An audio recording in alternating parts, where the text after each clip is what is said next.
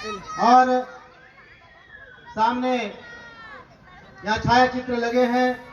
सभी संतों गुरुओं महापुरुषों को सत सत नमन करते हुए महात्मा ज्योतिराव फुले, राजर्षि छत्रपति साहू जी महाराज, क्रांति सूर्य बिरसा मुंडा जी, नारायण गुरु जी, संविधान निर्माता परम पूज्य बोधिसत्व डॉक्टर बाबा साहब भीमराव अंबेडकर, इन सभी संतों गुरुओं महापुरुषों को पूरे देश में घूम घूम करके बताने वाले, हम सबको वंचित कराने वाले balm safe DS4 Bahujan Samaj party के संस्थापक मानवर साहब कांसीराम जी आज इन सभी संतों गुरुओं महापुरुषों के आंदोलन जो आज बहुजन समाज पार्टी के रूप में पूरे देश भर में तीसरे नंबर की ताकत बन करके कायम है, आज उस आंदोलन का नेतृत्व करने वाली उत्तर प्रदेश जैसे बड़े राज्य में 4 बार मुख्यमंत्री रही बहुजन समाज पार्टी की राष्ट्रीय अध्यक्ष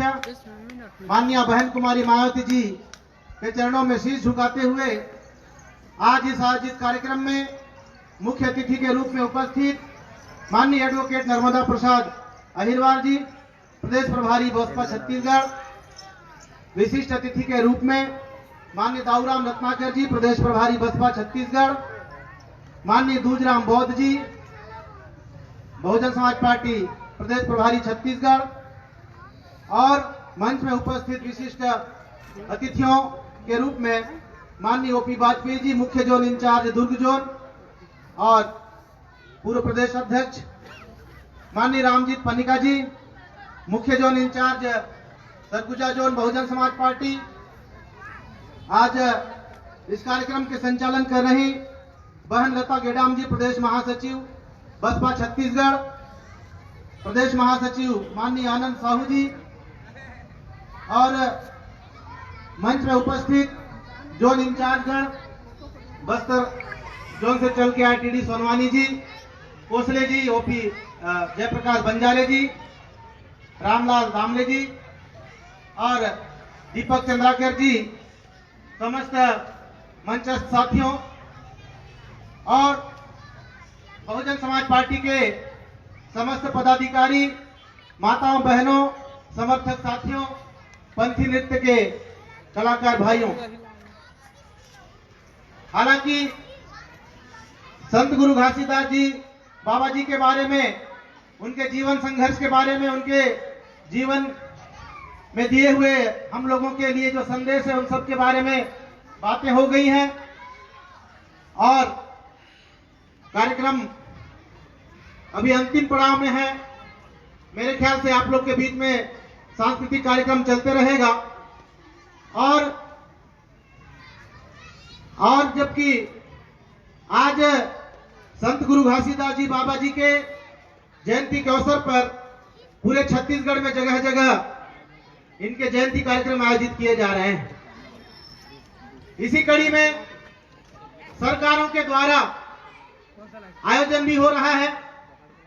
आज मैं फेसबुक लाइव में देख रहा था, हमारे छत्तीसगढ़ के मुख्यमंत्री मुंगेली में आयोजित कार्यक्रम में मंच में बैठे हुए थे, और साथ ही हमारे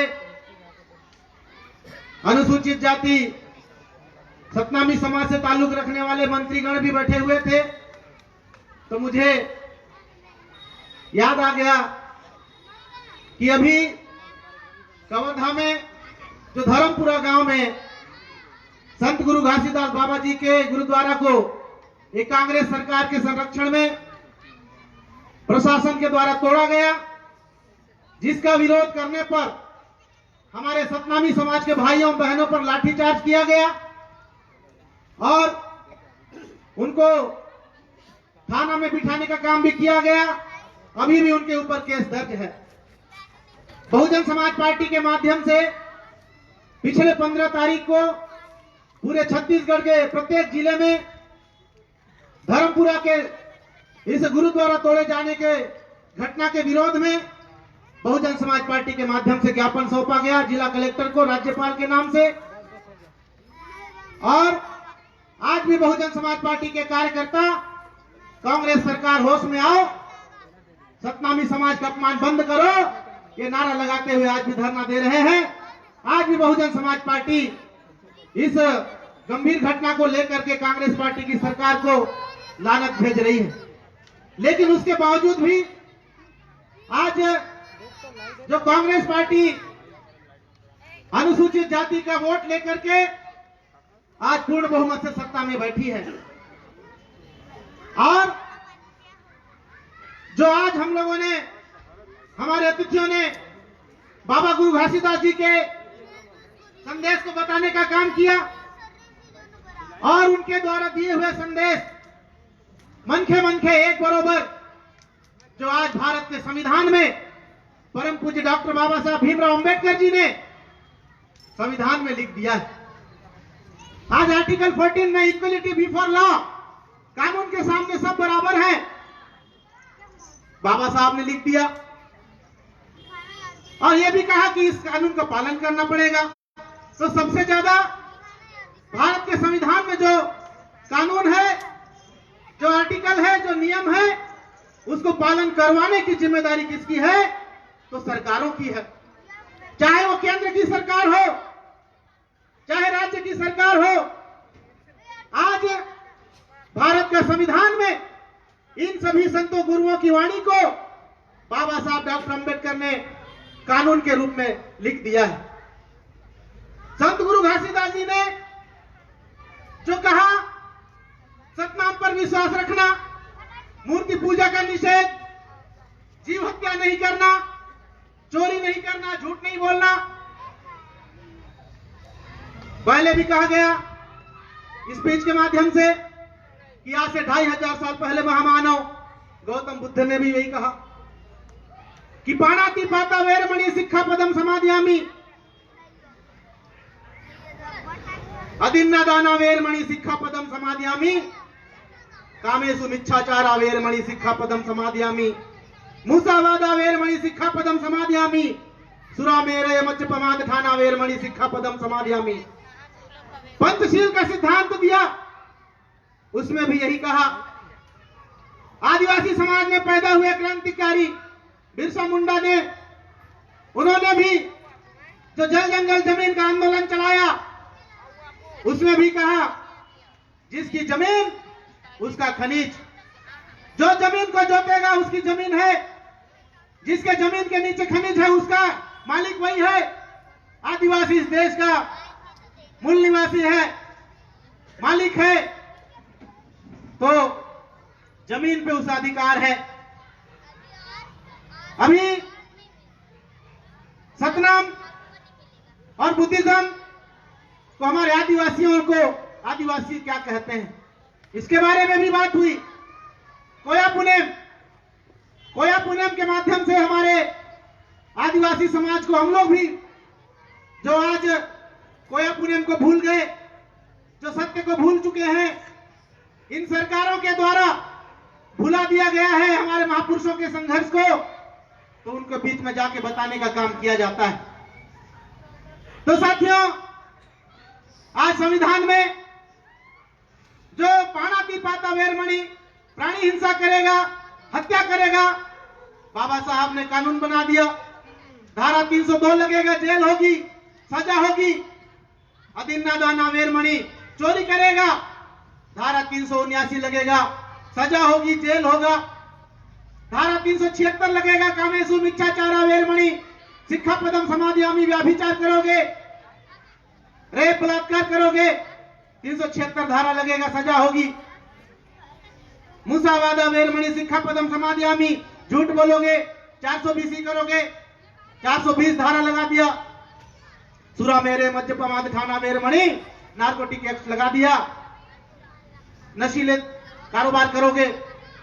लेकिन इन सभी महापुरुषों के बताए हुए रास्ते पे चलने का काम, या इस समाज को, सोसाइटी को, पूरे देश को चलाने का काम किसका है? तो सरकारों का है।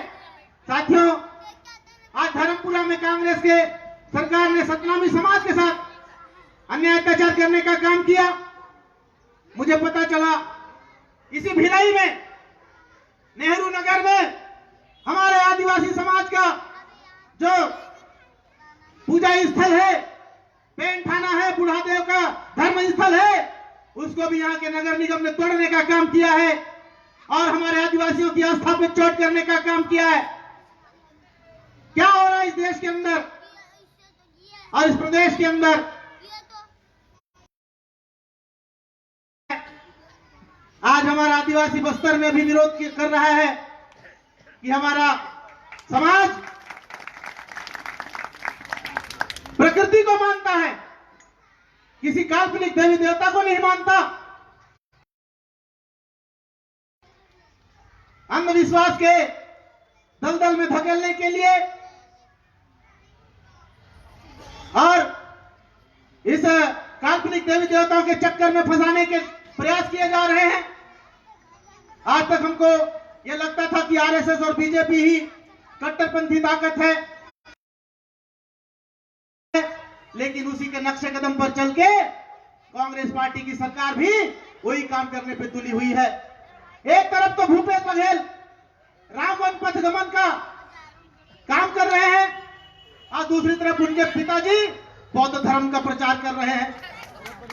ये क्या है? ये किसको मूर्ख बनाया जा रहा है? दोनों बाप बेटे मिलकर।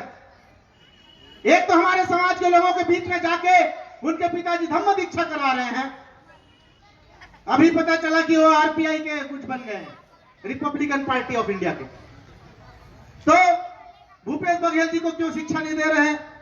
अपने बेटे को क्यों शिक्षा नहीं दे रहे हैं कि भारत के संविधान में क्या लिखा है कि भारत का संविधान एक धर्मनिरपेक्ष आधार पर लिखा गया है। किसी को किसी के ऊपर किसी धर्म को जबरदस्ती थोपना गैर संवैधानिक है। इसलिए मैं आपसे कहना चाहता हूं कि भारत के संविधान जो इन सभी महापुरुषों के बताए हुए, इनके द्वारा बताए हुए रास्ते पे चलने के लिए बाबा साहब अंबेडकर ने बना दिया। अभी माननीय प्रभारी साहब ने बताया कि कौन सा ऐसा नेता है, कौन सी पार्टी है जो बाबा साहब के बनाए हुए संविधान को 100% पालन करने की ताकत रखती है, तो केवल और केवल बहन कुमारी मायावती जी और बहुजन समाज पार्टी है, उसके अलावा कोई नहीं है। इसीलिए हम लोगों को इस बात को जानना पड़ेगा कि कौन हमारा असली है, शुभचिंतक है और कौन नकली है, दिखावा करता है। और जब तक हम लोग ऐसा नहीं करेंगे, हम लोग सभी लोग मारे जाते रहेंगे। आदिवासी मारा जा रहा है, सतनामी समाज मारा जा रहा है, पिछड़ा वर्ग का हक अधिकार छीना जा रहा है।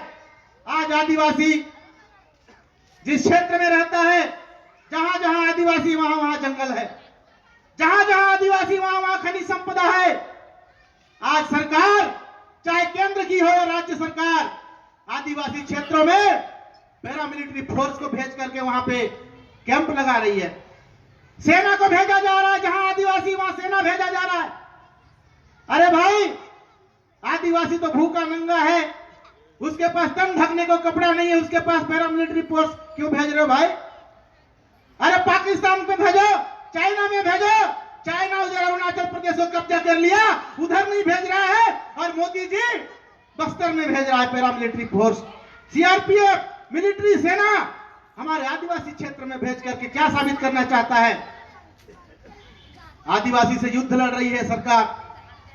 आदिवासी को जो अपने हक अधिकार की बात किया, जो जल जंगल जमीन बिरसा मुंडा के क्रांति की बात किया, टांटे मामा भील का बात किया, आज उसको नक्सलवादी कह के जेल में डाला जा रहा है।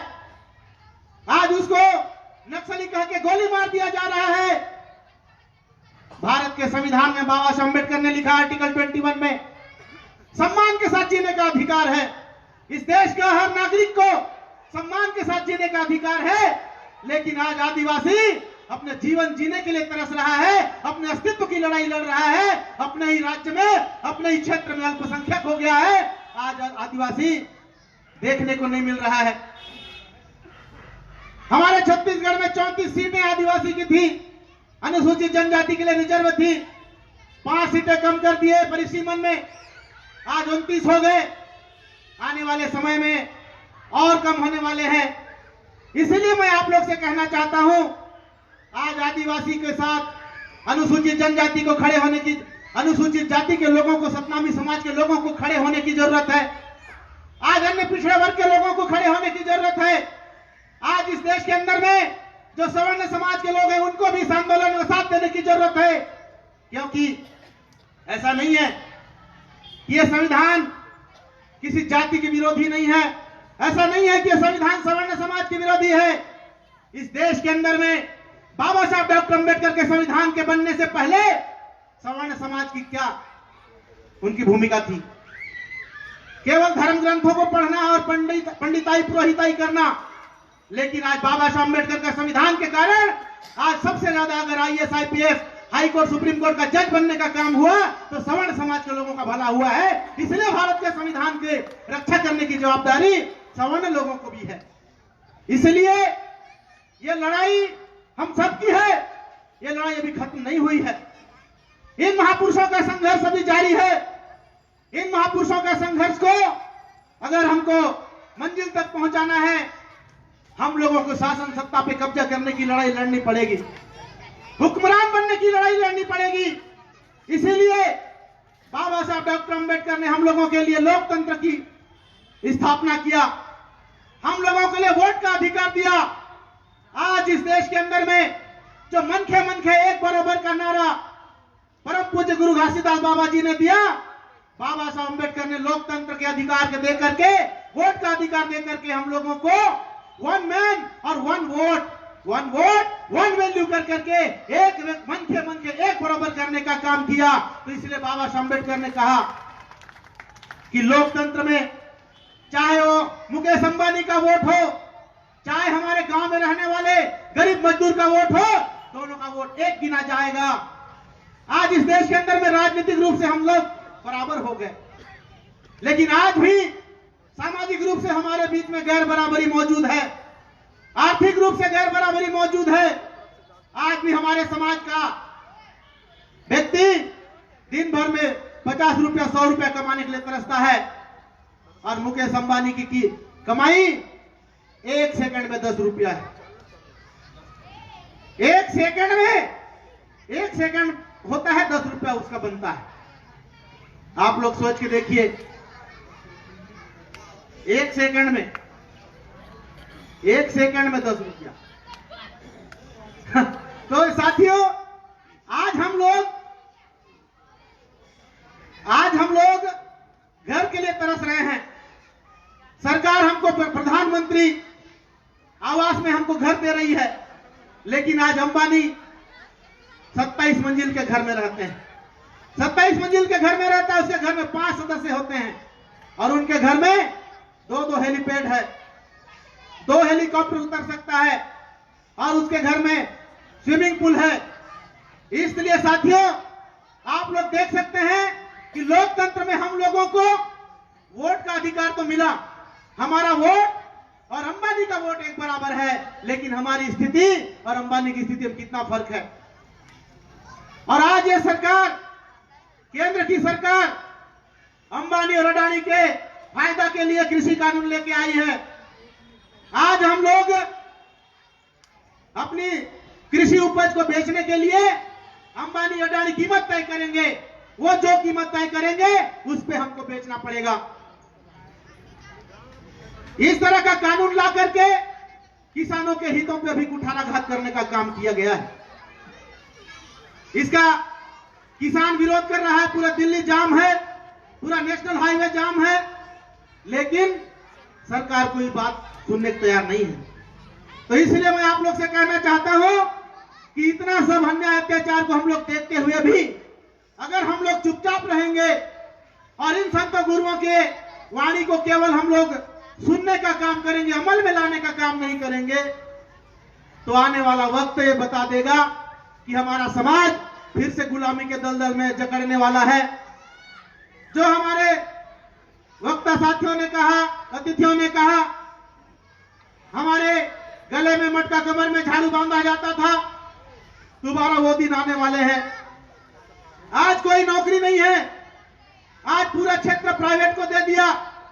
आज रेलवे बिक गई, एयरपोर्ट बिक गया, नेशनल हाईवे बिक गया। आज कुछ भी सरकारी सेक्टर में नहीं बचा, केवल 2% सरकारी नौकरियां रह गई हैं, 98% प्राइवेट को चला गया है। इसलिए मैं आज के इस शुभ अवसर पर आप लोग से कहना चाहता हूं अगर हम लोग गुरु घासीदास जी को मानते हैं, अगर हम लोग गुरु घासीदास जी के संदेश को मानते हैं, तो हम लोगों को बाबा साहब के बताए हुए रास्ते पर चल करके उस संविधान का प्रयोग करते हुए मानवर साहब कांसीराम जी ने जो नारा दिया कि देश हमारा राज तुम्हारा नहीं चलेगा, वोट हमारा राज तुम्हारा नहीं चलेगा, नहीं चलेगा, 85 के ऊपर 15 का राज नहीं चलेगा। इस देश के 85% बहुजन समाज का सरकार होना चाहिए। हम लोगों को इस देश का मालिक बनना है, तो हम लोगों को वोट का अधिकार बाबा साहब ने दिया। तो इन सभी संतों गुरुओं के अगर हम लोगों को सपना को साकार करना है, तो आने वाले समय में 2023 में छत्तीसगढ़ में विधानसभा का चुनाव है, उसमें हमारे बहुजन समाज पार्टी के उम्मीदवारों को वोट देना पड़ेगा। नीला झंडा हाथी निशान के बैनर तले हम लोगों को इकट्ठा होना पड़ेगा। उसके अलावा कोई रास्ता नहीं है, उसके अलावा हमारे पास कोई रास्ता नहीं है। एकमात्र अगर हमारी उम्मीद की किरण कोई है तो बहुजन समाज पार्टी और माननीय बहन कुमारी मायावती जी है। इसलिए हम लोगों को आज ये संकल्प लेके जाना पड़ेगा कि हे संत गुरु घासीदास बाबा, 264 साल हम लोगों से गलती हो गई, लेकिन आज 18 दिसंबर 2020 हम लोग ये संकल्प लेते हैं कि आने वाले समय में आपके सपने को साकार करेंगे और छत्तीसगढ़ में बहुजन समाज पार्टी की सरकार बना के दिखाएंगे। और उसके लिए समय, बुद्धि, पैसा, तन, मन, धन बहुजन समाज पार्टी को देने का काम करेंगे। आज हमारे प्रभारी साहब ने कहा कि बहुजन आंदोलन चल रहा है और ये बहुजन आंदोलन अडानी और अंबानी के मुकाबला करने के लिए मानवर साहब कांसीराम जी ने खड़ा किया। और किसके दम पे खड़ा किया? हम लोगों के दम पे खड़ा किया है। इसलिए आज अडानी और अंबानी को हराना है, अडानी और अंबानी को झुकाना है। हम गरीबों के पैसे से, गरीबों के सहयोग से बहुजन समाज पार्टी को ताकत देने का काम करना है। बहन कुमारी मायावती जी को ताकत देने का काम करना है। तो हम लोगों को अपने खून पसीने की कमाई का कुछ हिस्सा बहुजन समाज पार्टी को देना पड़ेगा, बहन कुमारी मायावती जी को देना पड़ेगा। और बहन कुमारी मायावती जी से कहना पड़ेगा कि बहन कुमारी मायावती जी, हम हैं आपके साथ, छत्तीसगढ़ है आपके साथ। छत्तीसगढ़ किसी भी मामले में दूसरे राज्यों से कम नहीं है। और हम लोग आज माननीय बहन कुमारी मायावती जी के जन्मदिन पर ज्यादा से ज्यादा सहयोग देने का काम करें। और हम लोगों ने ये सोच लिया था कि हम लोग छत्तीसगढ़ से, पूरे छत्तीसगढ़ से माननीय बहन कुमारी मायावती जी के जन्मदिन पर बहुजन समाज के आंदोलन को आगे बढ़ाने के लिए 1 करोड़ रुपए देने का काम करेंगे। और उसी काम में हम लोग लगे हुए हैं और आप सबका साथ सहयोग मुझे जरूरत है। और मैं आप लोग के बीच में अपील करता हूं कि ज्यादा से ज्यादा इस मूवमेंट को आगे बढ़ाने के लिए सहयोग करने का काम करें। आप लोग अभी भी, क्योंकि हमारा आंदोलन 1 वोट और 1 नोट से चलता है, मैं आप लोग से अपील करता हूं कि आप लोग मुझे एक प्रदेश अध्यक्ष होने के नाते आप लोग से अपील करता हूं कि ज्यादा से ज्यादा आज भी इस 1 वोट और 1 नोट के सपने को साकार करते हुए अपने सहयोग देने का काम करेंगे।